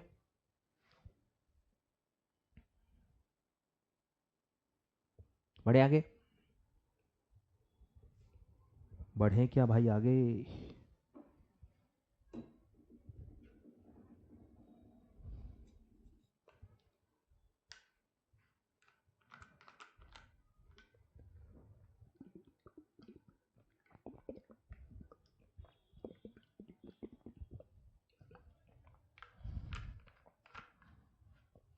चलो भाई आगे बढ़ते हैं, आ जाओ। Question 13, which of the following is not an objective of ABC? इसमें से एबीसी का ऑब्जेक्टिव कौन सा नहीं है? Number 1, ABC is the two stage product costing, yes it's a two stage process. Cost pool in the two stage approach now accumulates product related cost, ठीक है, यहां आपको ग्रामर पे ध्यान देना है, प्रोडक्ट वर्ड यूज किया गया है, जबकि एबीसी कॉस्टिंग में कॉस्ट पूल क्या अक्यूमुलेट करता है? Activity related cost, product related cost वो अक्यूमुलेट नहीं करता, ठीक है। तो अगर आप ध्यान से नहीं पढ़ोगे तो आपको ये सही लगेगा, ठीक है।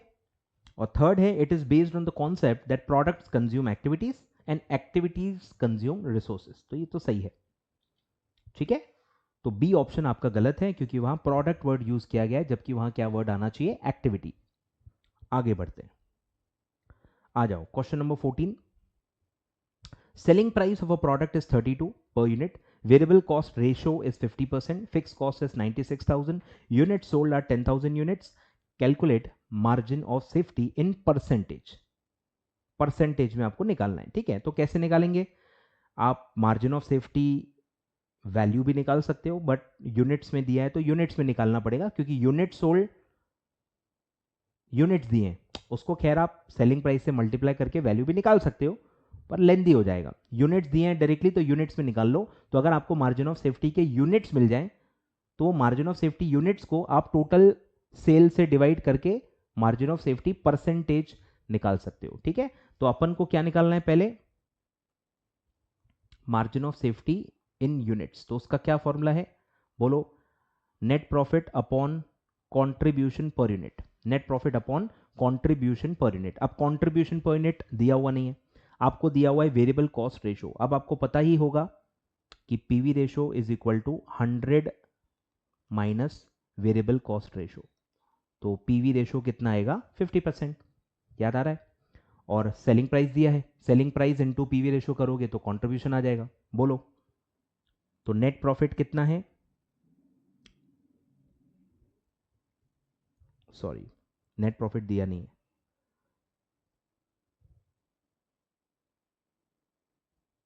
निकाल सकते हो डायरेक्टली भी, बट फिक्स कॉस्ट दिया है तो बीपी से भी निकाल सकते हो, मल्टीपल वेज हो सकते हैं, कोई भी दिक्कत नहीं है। बीपी से निकालते हैं, छोड़ो लेंदी हो जाएगा। बोलो, पहले बीईपी निकाल लो। बीईपी का क्या फॉर्मूला है? BEP is equal to fix cost upon contribution per unit. बोलो, फिक्स कॉस्ट है 96,000 अपॉन कॉन्ट्रीब्यूशन पर यूनिट कैसे आएगा? Selling price per unit into PV ratio. बोलो, डिनोमिनेटर आएगा 32 into 50%, 16, 96,000 divide by 16 that comes to 6,000। अब घाई मत करना, ये बीईपी है, ये बीईपी है, ठीक है। तो MOS is equal to total sale minus BEP. Total sale है 10,000, बीईपी है 6,000, तो आपका एमओएस होगा 4,000, ठीक है। Therefore MOS percentage is equal to MOS units upon sales units, बोलो, इंटू 100। 4,000 upon 10,000 into 100। ओरली भी हो सकता है, आई नो, ठीक है। 40%, 40% आ रहा है। तो सिंपल है भाई, जैसे निकालना चाहो निकाल सकते हो सर, मल्टीपल वेज इस चैप्टर में पॉसिबल है। 3 स्टेप है, ठीक है। पहले मैंने बीईपी निकाला, फिर बीईपी से एमओएस निकाला, फिर एमओएस का परसेंटेज ले लिया। क्लियर है? अप्रोच क्लियर है क्या भाई? बढ़े आगे, आ जाओ। बोलो भाई, एमओएस में be improved by, margin of safety किससे इंप्रूव हो सकती है? पहला है लोअरिंग फिक्स कॉस्ट, ये तो मैंने स्टार्टिंग में ही बता दिया फर्स्ट क्वेश्चन में कि यस, फिक्स कॉस्ट कम करोगे तो बीईपी भी कम हो जाएगा, फिक्स कॉस्ट कम करोगे तो बीईपी भी कम हो जाएगा, बीईपी कम करोगे तो एमओएस बढ़ जाएगा। फिर है इंक्रीजिंग वॉल्यूम ऑफ सेल्स, ये भी सही है, वॉल्यूम ऑफ सेल बढ़ाओगे तो सीधे सीधे प्रॉफिट बढ़ जाएगा, प्रॉफिट बढ़ेगा तो एमओएस भी बढ़ेगा। इंक्रीजिंग सेलिंग प्राइस, ये भी सेम इफेक्ट करेगी, इससे भी सेल्स बढ़ेगा, सेल्स बढ़ेगा तो प्रॉफिट बढ़ेगा, प्रॉफिट बढ़ेगा तो एमओएस बढ़ेगा, ठीक है। तो आंसर क्या आएगा? All of above. वॉल्यूम बढ़ाओ तो भी सेल बढ़ती है, सेलिंग प्राइस पर यूनिट बढ़ाओ तो भी सेल्स बढ़ती है, दोनों का सेम इफेक्ट होता है। क्लियर है? बढ़े क्या आगे, बढ़े क्या, बढ़े क्या? लेट्स प्रोसीड, आ जाओ। ये बहुत ही आई थिंक इजी क्वेश्चन है। If sales is 1 lakh, fix cost is 12,000, profit is 8,000, profit volume ratio will be, बोलो पीवी रेशियो का फॉर्मूला क्या है? Contribution upon sale into 100। Contribution का एक और फॉर्मूला है फिक्स कॉस्ट प्लस प्रॉफिट, याद आ रहा है? Upon sale into 100। निकालो, fix cost 12,000 plus profit 8,000, sales है 1 लाख इंटू 100, तो 20,000 divided by 1 lakh into 100, that is 20%। आ रहा है? बहुत ही ईजी है, बहुत ईजी है। कंट्रीब्यूशन के आपने फॉर्मूलेस पढ़े हैं, सेल माइनस वेरिएबल कॉस्ट, या दूसरा वाला क्या है? Fix cost add back profit. तो सेकंड फॉर्मूला यूज करना है। बढ़े आगे, यस। बोलो, monsoon is an example of key factor in which of the following industry, कौन सी इंडस्ट्री में मॉनसून की फैक्टर है? बोलो, मोटर कार नहीं, aluminium, electro optics, hydro power, hydro, hydro मतलब पानी, पानी बोले तो मॉनसून, ठीक है। इतना लॉजिक आपको काफ़ी है। तो हाइड्रो पावर जनरेशन में पानी जितना अवेलेबल होगा, और इंडिया में पानी प्राइमरली मॉनसून से ही मिलता है, ठीक है। तो दैट्स अ की फैक्टर। फिर है ABC assigns cost to products, ABC assigns cost to products by tracing expenses to activities, इसलिए इसका नाम क्या है? Activity based costing. Activity trace करके भाई हर प्रोडक्ट क्या क्या एक्टिविटी कंज्यूम कर रहा है, और फिर उस एक्टिविटी के लिए क्या क्या खर्चा लग रहा है, ये देख के हम एक्टिविटी के बेसिस पे चार्ज करते हैं। आगे बढ़ते हैं। Activity based costing systems would probably provide greatest benefits for organisations that use, अब ये थोड़ा टफ है, ये थोड़ा टफ है, बहुत ही ज्यादा अंडरस्टैंडिंग बेस्ड है। इसका आंसर आता है जॉब ऑर्डर कॉस्टिंग। रीजन कि एक्टिविटी बेस्ड कॉस्टिंग ऐसे बिजनेस के लिए ठीक है जो एक्टिविटी वाइज काम करता है। अगर आप ध्यान दोगे तो जॉब ऑर्डर कॉस्टिंग में क्या होता है कि आप जॉब्स का ऑर्डर लेते हो, मतलब आपका जो काम है वो जॉब है, और जॉब क्या होता है? ऐसा टाइप का काम जिसमें हर काम अलग अलग होता है, जैसे servicing, vehicle servicing. Vehicle servicing क्या होता है? हर गाड़ी की सर्विसिंग अलग होती है, सब में अलग अलग काम होता है, नीड के हिसाब से काम होता है। तो ये एक्टिविटी बेस्ड कॉस्टिंग के लिए बेस्ट है, जितनी एक्टिविटी परफॉर्म करनी पड़ेगी उतना ही कॉस्ट चार्ज होगा। तो जॉब कॉस्टिंग क्योंकि यूनिक होता है, हर जॉब यूनिक होता है, तो इसीलिए एक्टिविटी बेस्ड कॉस्टिंग से बहुत ही एक्यूरेट कॉस्ट आप निकाल सकते हो, क्योंकि हर जॉब के लिए कुछ स्पेसिफाइड एक्टिविटीज आपको करनी पड़ेगी। तो एक्टिविटी के बेस पे आप कॉस्ट निकालोगे तो ज्यादा एक्यूरेट कॉस्टिंग आप कर सकते हो, क्योंकि वहां पे हर काम यूनिक होता है। क्लियर है? आगे बढ़ते हैं। बोलो भाई, ये भी बहुत अच्छा क्वेश्चन है। इन marginal costing, in marginal costing stock is valued at, बोलो वैल्यूएशन ऑफ स्टॉक पे आपने डिस्टिंग्विश का टेबल पढ़ा होगा, मार्जिनल और एब्सॉर्प्शन कॉस्टिंग का डिस्टिंग्विश पढ़ा होगा, उसमें पॉइंट आता है कि स्टॉक किस पे वैल्यू होता है, वेरिएबल कॉस्ट पे, वेरिएबल कॉस्ट पे ही स्टॉक वैल्यू होता है इन मार्जिनल कॉस्टिंग। आगे बढ़ते हैं, इंक्रीज इन सेलिंग प्राइस, बोलो इंक्रीज इन सेलिंग प्राइस का इफेक्ट ब्रेक इवन पॉइंट पे पूछा गया है, बोलो सेलिंग प्राइस बढ़ेगी तो क्या होगा, कंट्रीब्यूशन बढ़ जाएगा, पीवी रेशो बढ़ जाएगा, पीवी रेशो बढ़ जाएगा तो बीईपी आपका कम हो जाएगा। पीवी रेशो एक्चुअली क्या है, गाड़ी की स्पीड है, फिक्स कॉस्ट क्या है, डिस्टेंस, 1 किलोमीटर तक जाना है। अब अगर आपकी फिक्स कॉस्ट सेम है, इसमें कुछ नहीं लिखा है तो मैं मानूंगा कि फिक्स कॉस्ट सेम है, तो डिस्टेंस सेम है। अब आपकी गाड़ी की स्पीड बढ़ गई तो आप डेस्टिनेशन तक जल्दी पहुंच जाओगे, बीईपी आपका कम हो जाएगा, ठीक है। तो इंक्रीजिंग सेलिंग प्राइस से क्या होता है, पीवी रेशो बढ़ जाता है, और पीवी रेशो के बढ़ने से ब्रेक इवन पॉइंट कम हो जाता है। आए ख्याल में, बढ़े आगे, चलिए सर, फिर बहुत ही इजी क्वेश्चन है, बोलो fix cost 2 lakh, sales 8 lakhs, PV ratio 30%, the amount of profit will be, बोलो प्रॉफिट कैसे आता है, कॉन्ट्रीब्यूशन माइनस फिक्स कॉस्ट। जब भी कुछ समझे नहीं ना, फॉर्मूला याद कर लो, फॉर्मूले से ही आपको रास्ता मिलेगा। बोलो प्रॉफिट कैसे निकलता है, contribution minus fix cost, fix cost दिया हुआ है, कॉन्ट्रीब्यूशन नहीं दिया है, पर कॉन्ट्रीब्यूशन निकालने के लिए पीवी रेशो दिया हुआ है, बोलो तो contribution sale into PV ratio 8 lakh into 30%, 8 3 24 यानी 2,40,000 माइनस फिक्स कॉस्ट 2 लाख, तो प्रॉफिट कितना होगा 40,000। ठीक है, बहुत इजी है, इसलिए कह रहा हूं हर प्रैक्टिकल टफ नहीं होता, हर प्रैक्टिकल टफ नहीं होता, ठीक है, हर प्रैक्टिकल टफ नहीं होता। आगे बढ़ते हैं, बोलो भाई, S Limited has fixed cost of 60,000 per annum. It manufactures a single product which it sells for 20 rupees per unit. PV ratio 40%. Break even point in units will be, बोलो BEP का formula क्या है, units वाला, fix cost upon contribution per unit, fix cost दिया हुआ है 60,000, बस आपको निकालना है कॉन्ट्रीब्यूशन पर यूनिट, और उसका फॉर्मूला क्या है, सेल्स इनटू पीवी रेशो। क्या बात है, ये भी इजी है, हर प्रैक्टिकल टफ नहीं होता। बोलो 20 into 40%, 8 rupees, 60,000 divide by 8 rupees, that comes to 7,500 units. मजाक हो गया है तो, मतलब फॉर्मूला पता है तो आपका आंसर आ ही जाएगा, ठीक है, तो बेटर है फॉर्मूले 10 बार पढ़ लो। आगे बढ़ते हैं, अब ये थोड़ा सा ट्विस्टेड है, मतलब बहुत ही कंसेप्ट बेस्ड है, क्लिक हुआ तो आ जाएगा, नहीं तो गलत हो जाएगा।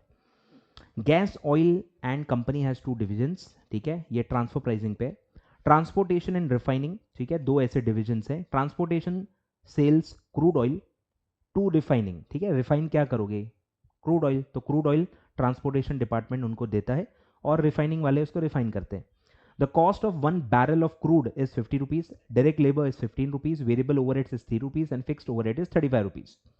Transportation division sets its profit margin at 20% of the variable cost. मैं नहीं बोल रहा, लिखा हुआ है 20% of variable cost as a profit ये चार्ज करते हैं। If transporting division is operating at a full capacity, बस इसका इंटरप्रिटेशन एक्चुअली निकालना है कि मैं फुल कैपेसिटी पे ऑपरेट कर रहा हूं, इसका क्या मतलब है, और अगर मैं फुल कैपेसिटी पे काम नहीं करता तो इसका क्या मतलब है।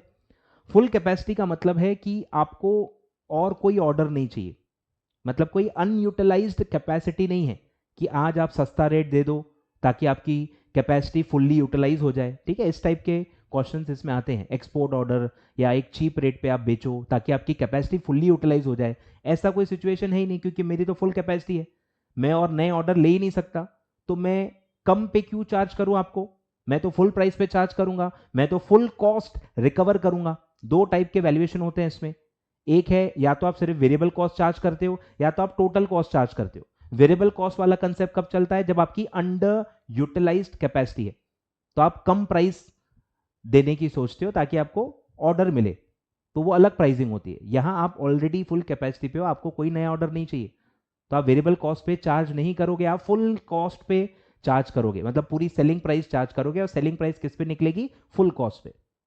बस यही उसका हिंट है। फुल कैपेसिटी की वजह से आपको ये पता होना चाहिए कि हम टोटल कॉस्ट चार्ज करेंगे, टोटल कॉस्ट में प्रॉफिट जोड़ के हम सेलिंग प्राइस निकालेंगे। बोलो, the transfer price will be, transfer price क्या होती है? Selling price. बोलो, तो क्या आएगा? Transfer price is equal to cost plus profit. Cost कौन सा लेंगे? Total cost. बोलो, टोटल कॉस्ट में क्या क्या आएगा? Direct material, direct labour, variable overheads, और हम यहाँ पे फिक्स्ड ओवरहेड्स भी लेंगे, ठीक है, फुल कैपेसिटी की वजह से, और प्लस प्रॉफिट। अब प्रॉफिट किस पे है? वेरिएबल कॉस्ट पे, ठीक है, वो उन्होंने दिया हुआ है, हम वो अज्यूम नहीं कर रहे, दिया हुआ है वेरिएबल कॉस्ट पे। अब वेरिएबल कॉस्ट में क्या क्या आता है सर?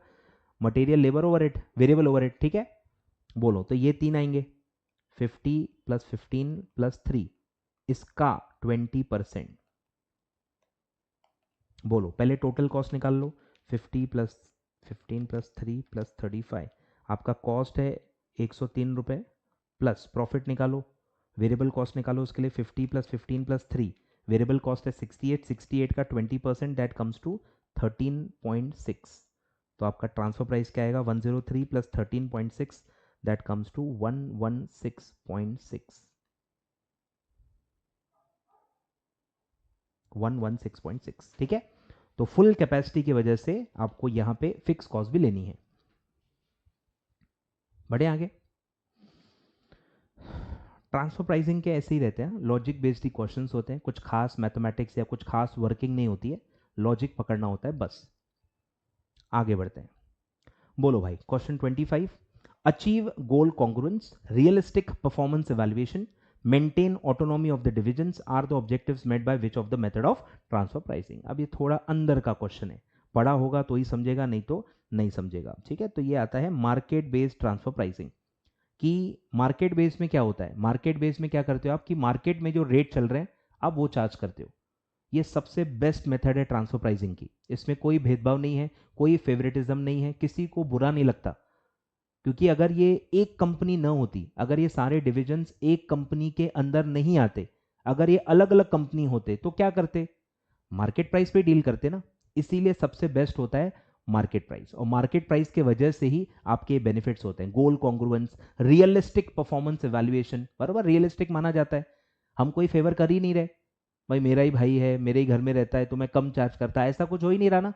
रियलिस्टिक है, हम सब अलग अलग हैं, इंडिपेंडेंट है, ऐसा मान के हम चार्ज कर रहे हैं। तो ये फायदा मार्केट बेस्ड में होता है, ठीक है, market based transfer pricing.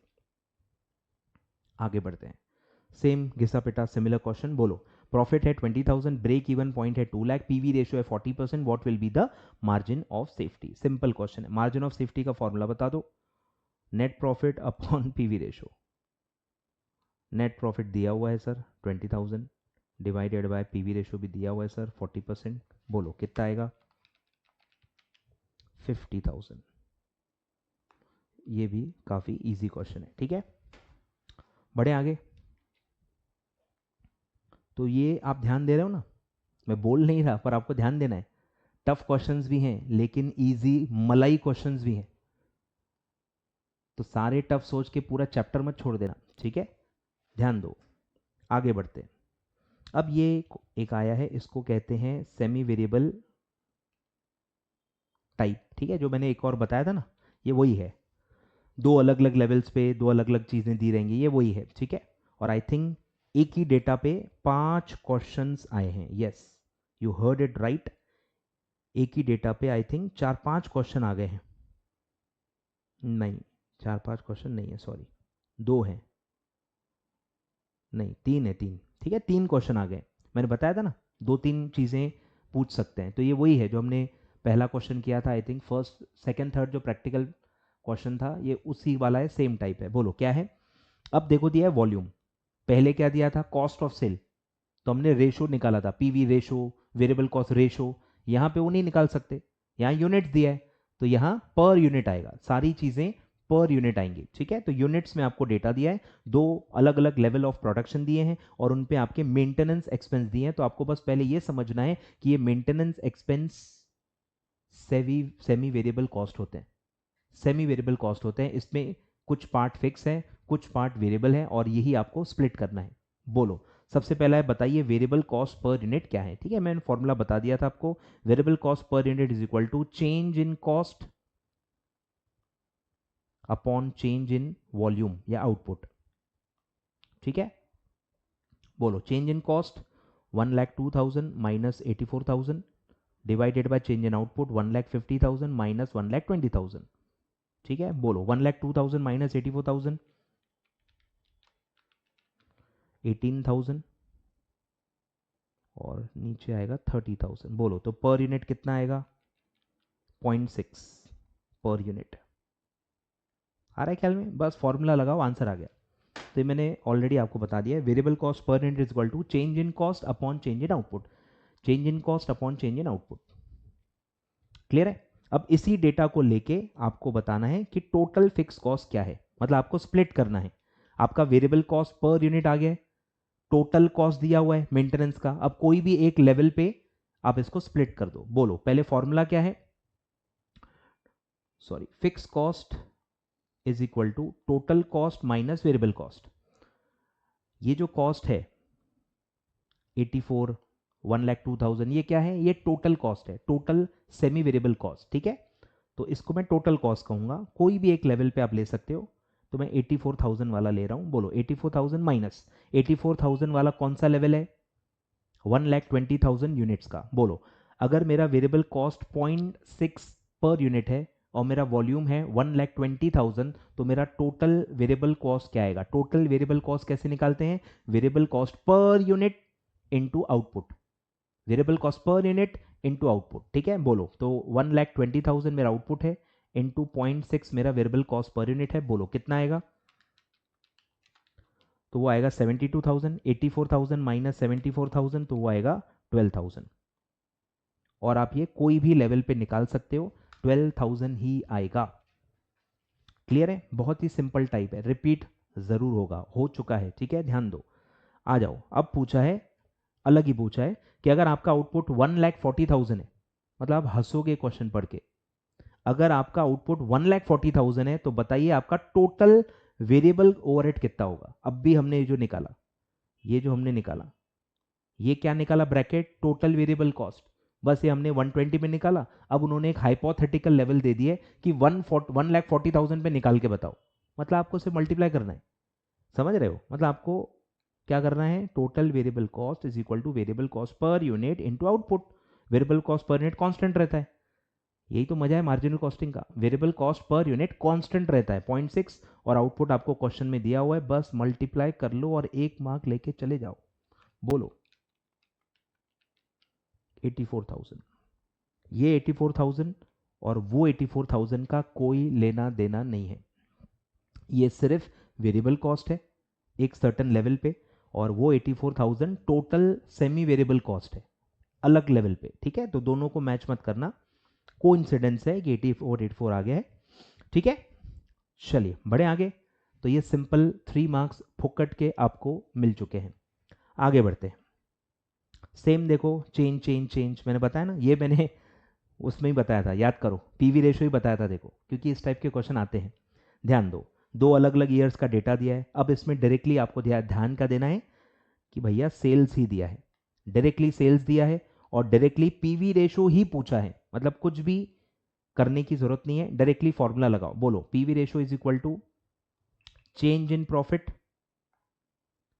Change in profit upon change in sale into 100। ठीक है, दोनों दिए हुए हैं। बोलो चेंज इन प्रॉफिट, बड़ा आंकड़ा माइनस छोटा आंकड़ा, 200 डिवाइड बाय 150, 50 माइनस, सॉरी उल्टा ले लिया मैंने, ओ my God, O my God. Profit ऊपर आएगा 50 माइनस 30 अपॉन 200 माइनस 150 इंटू 100, तो ये आएगा 20 अपॉन 50 इंटू 100। तो ये कितना आएगा सर? 40% शायद। 20 अपॉन 50, 40 है इजी। अब ये इजी नहीं है तो भैया आप चाह सकते हैं। चलो बढ़े आगे, फॉर्मूला नोट कर लो, सेम है जो पहले पहले क्वेश्चन में मैंने आपको लिखवाया था, सेम है। बढ़े आगे।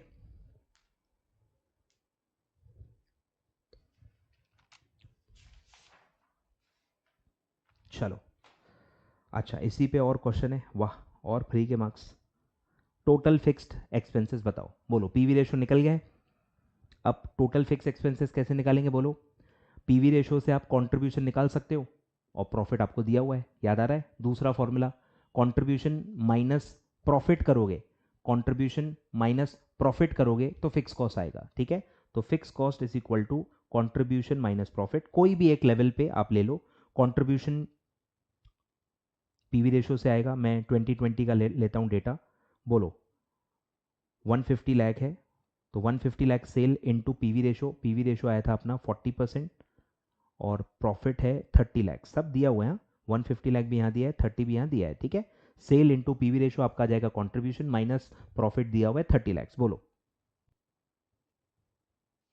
तो ये आएगा 60 माइनस 30, तो ये आएगा 30, 150 इंटू 40%, 60, 60 माइनस 30, 30, तो आपका फिक्स कॉस्ट होगा 30 लैक्स। सिंपल है। इसी पे एक और क्वेश्चन आया है, बोलो सर बीईपी बोलो। बीईपी का क्या फॉर्मूला है, ऊपर के दो को डिवाइड कर दो, मतलब मजाक कर रहा है इंस्टीट्यूट, सही बता रहा हूँ। ऊपर क्या निकाला, फिक्स कॉस्ट, ऊपर क्या निकाला, पीवी रेशो, यही तो बीईपी का फॉर्मूला है, fix cost upon PV ratio, बोलो। मतलब दो के साथ एक फ्री दो पे एक मार्क फ्री, ऐसा हो गया। बोलो पीवी फिक्स कॉस्ट कितना है 30 लैक्स, और पीवी रेशो कितना था 40%, 75 लैक्स। आ रहा है क्या बरोबर, आ रहा है क्या बरोबर, यस बरोबर आ रहा है, मेरा तो आ रहा है, आपका पता नहीं, कमेंट बॉक्स में बता देना। चलिए अच्छा, एक और फ्री का मार्क, ओ माय गॉड, मजाक चल रही है यहाँ पे तो। बोलो, अब ये उल्टा है, थोड़ा अलग है, ये डिजायर्ड सेल वाला टाइप है। क्या टाइप है, डिजायर्ड सेल्स, कि आपको प्रॉफिट दिया है, डिजायर्ड प्रॉफिट दिया है, अब वो प्रॉफिट क्या लेवल ऑफ सेल पे आप करोगे, ये आपको पूछा है, ठीक है। ध्यान दो, sale required to earn a profit of 90 lakh, कि अभी आपका प्रॉफिट कितना था, जो अलग अलग दिया है 30 लैक्स एक सर्टन लेवल ऑफ सेल्स पे। अब आपको हाइपोथेटिकली पूछा गया है कि अगर मुझे 90 लाख कमाना है तो बताइए कितना बेचना पड़ेगा। तो इसका एक फॉर्मूला होता है, सेम वही होता है, मतलब पीवी रेशो वाला ही फॉर्मूला होता है कि PV ratio is equal to contribution upon sale, sale is equal to contribution upon PV ratio, और कॉन्ट्रीब्यूशन का फॉर्मूला क्या होता है, फिक्स कॉस्ट प्लस प्रॉफिट। तो ये फॉर्मूला ऐसे डिराइव होता है, ये ऐसे फॉर्मूला डिराइव होता है, इसको बोलते हैं desired sales. Desired sales is equal to fix cost plus desired profit upon PV ratio, ठीक है। ये फॉर्मूला है, आप लिख लो, फॉर्मूला शीट में भी दिया होगा मैंने। बोलो, तो फिक्स कॉस्ट तो फिक्स रहेगा, ऊपर जो आया था कितना था 30 lakhs, plus desired profit question में दिया हुआ है 90 लैक्स, पीवी रेशो आप निकाल चुके हो, कांस्टेंट रहता है वो। बोलो कितना आएगा, 120 डिवाइडेड बाय 40%, तो आएगा 300 लैक्स। अगर आप 300 लैक्स की सेल करोगे तो आपका नेट प्रॉफिट आएगा 90, चेक कर लो, यस चेक कर सकते हैं। बोलो 300 लैक्स का अगर सेल है तो 300 पे पीवी रेशो लगा दो इंटू 40%, 300 इंटू 40%, ये आ गया आपका कॉन्ट्रीब्यूशन, कॉन्ट्रीब्यूशन कितना आ गया 120 माइनस फिक्स कॉस्ट, बोलो माइनस 30, तो आ गया 90, ठीक है। क्रॉस चेक कर सकते हो, कोई भी दिक्कत नहीं। बढ़े आगे।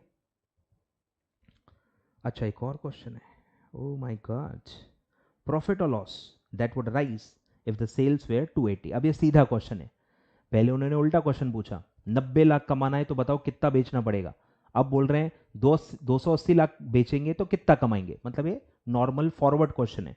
बोलो profit is equal to contribution minus fix cost, contribution is equal to sale into PV ratio minus fix cost. बोलो सेल कितना है 280 लैक्स, पीवी रेशो कांस्टेंट होगा, फिक्स कॉस्ट भी कांस्टेंट होगा, ठीक है। बोलो 280 पे 40% मेरा पीवी रेशो है तो 112, 112 माइनस 30, तो ये आएगा 82 लैक्स, ठीक है। बहुत ही इजी है, फ्रैंकली बता रहा हूँ, बहुत ही इजी है। थोड़ी सी भी अगर आपको नॉलेज होगी इसकी थोड़ी सी भी आपने प्रैक्टिस की होगी, अगर आप मेरे लेक्चर बायर होंगे तो भैया आपको बहुत ईजी लगना चाहिए, ठीक है। चलिए बढ़े आगे। बोलो भाई, match the following, list 1 list 2। बोलो फैसिलिटी लेवल क्या है इसमें, पहचानो। फैसिलिटी लेवल है HR, human resource. Product level पता ही होगा आपको, parts management, parts product wise होते हैं। बैच लेवल, इसमें आपको कंफ्यूजन हो सकता है, ठीक है। बैच लेवल क्या है, परचेसिंग, परचेसिंग फिर मैंने बताया था ना, ऑर्डरिंग, परचेसिंग, इंस्पेक्शन, स्टोरेज, ये सब लॉट वाइज ही होता है, तो ये बैच लेवल में आता है। और यूनिट लेवल पे क्या आएगा, क्वालिटी कंट्रोल, एक एक यूनिट का क्वालिटी कंट्रोल होता है, हर चीज इंडिविजुअली क्वालिटी कंट्रोल के लिए चेक की जाती है। ये इंस्पेक्शन जैसा नहीं है, इंस्पेक्शन आप सैंपलिंग से भी कर सकते हो, इंस्पेक्शन एक साथ एक लॉट का ही किया जाता है, पर क्वालिटी कंट्रोल हर इंडिविजुअल प्रोडक्ट को पास करना होता है, वहाँ लॉट वाइज नहीं होता, या वहाँ ऐसा नहीं है कि 10 में से 2 को क्वालिटी कंट्रोल कर लो बाकी 8 का, ऐसा नहीं है, सब इंडिविजुअल लेवल पे होता है, ठीक है। यूनिट लेवल कॉस्ट आएगी। आगे बढ़ते हैं, बोलो क्या आएगा, 3 4 1 2, 3 4 1 2, एक ही है, 3 4 1 2, 3 एक में ही मतलब पहले है। चलो ठीक है, ये था आपका चैप्टर नंबर 18। अब एक क्वेश्चन हमारा पिछले चैप्टर में रह गया था, जो कि मुझे याद है क्योंकि मैंने नोट किया हुआ है। आ जाओ, चैप्टर 16 में एक क्वेश्चन था,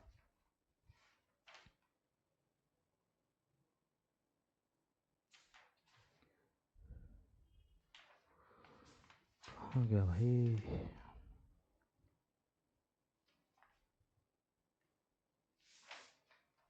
अच्छा बजट में था, सॉरी, यस बजट में एक था, बजटिंग चैप्टर में एक क्वेश्चन है, क्वेश्चन नंबर 8, उस पे आपको आना है,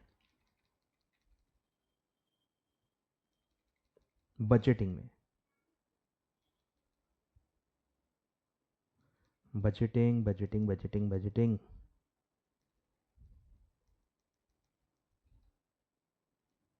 यस, अच्छा ये रेशो है, यस 8, आ जाओ, ये है, पेंडिंग लिखाया था मैंने, याद है, आ जाओ इस पे, ये है आपका मार्जिनल कॉस्टिंग का क्वेश्चन, ये भी आ चुका है। ओवरऑल बीपी, ये भी एक अपने आप में बहुत इंपॉर्टेंट टाइप है, ठीक है, रिपीट हो सकता है, यस रिपीट हो सकता है। आ जाओ, XYZ Limited manufactures 3 products X, Y and Z. Sales value mix or ratio of these products is 20%, 30%, 50%. यही जो अपन ने मिक्स पढ़ा था, याद है कि जो भी टोटल सेल है उसका 20% X बिकता है, उसका 30% Y बिकता है और उसका 50% Z बिकता है, टोटल का सेल का मिक्स दिया है। फिर है उनके variable cost to sales ratio दिया है। Variable cost to sales ratio क्या होता है, वेरिएबल कॉस्ट रेशो, ठीक है। इससे आपको पहले क्या निकालना पड़ेगा, पीवी रेशो। पीवी रेशो कैसे निकलता है, 100 माइनस वेरिएबल कॉस्ट रेशो, ठीक है, पहले आपको पीवी रेशो निकालना पड़ेगा, डायरेक्टली वेरिएबल कॉस्ट यूज मत करना। फिर लिखा है टोटल फिक्स कॉस्ट इज 35,500, ठीक है। मल्टी प्रोडक्ट्स में मैंने आपको बता दिया था कि फिक्स कॉस्ट कॉमन होती है, वो टोटल ही होती है, ठीक है। और इसीलिए आपको पूछा है बताइए ओवरऑल ब्रेक इवन पॉइंट क्या है, ओवरऑल बीपी क्या होगा।